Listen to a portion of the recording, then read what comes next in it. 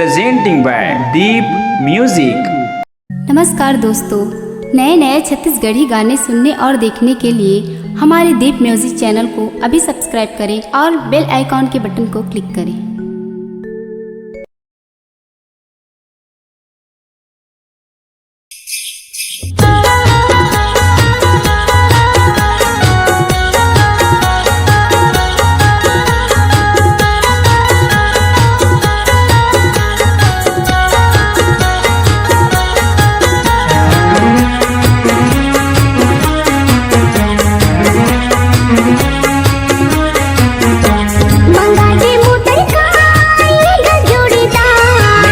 Motor कार ये वो जोड़ीदार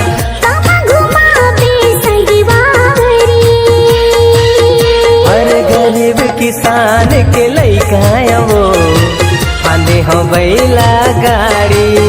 हर गरीब किसान के बेटा वो आंधे हो बैला गाड़ी। बैला के मोटर कार ये वो जोड़ीदार हाँ हाँ गरीब किसान के लइका वो आने हो बैला गाड़ी। गरीब किसान के बेटा वो आने हो बैला गाड़ी।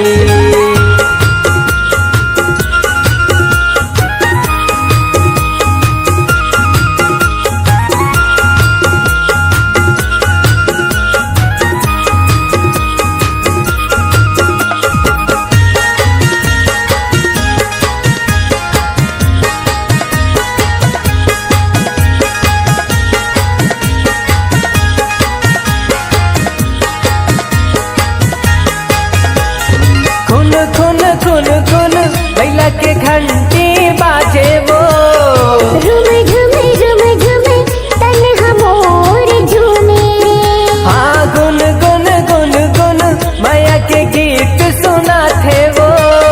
सुने संगे में पैरी बाजे हो जतैयार ये वो जोड़ीदार। मंगा दे मोटर कार ये जोड़ीदार संगे घुमा हूँ संगवारी।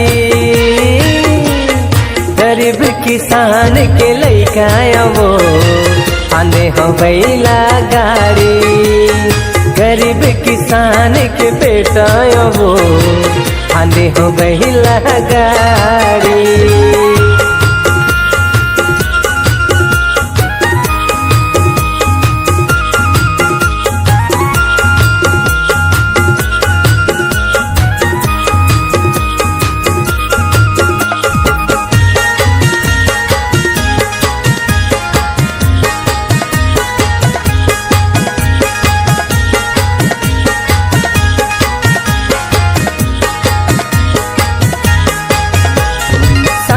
सनन चले पीरित के पुरवाई वो।